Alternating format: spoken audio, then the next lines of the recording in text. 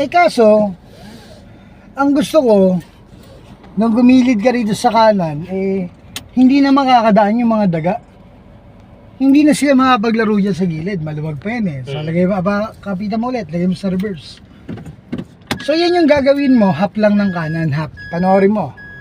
Pinakamabagal, panoorin mo.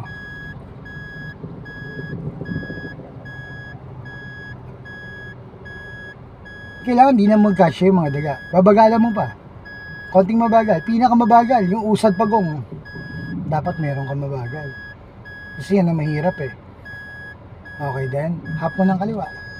Half lang yan. Panoorin mo. Hindi yan babangga. Babagalan mo lang para hindi ka bumangga. Kaya nga babagalan mo. Yan o. Sige, bagalan mo na gusto. Sige, bagalan mo ba?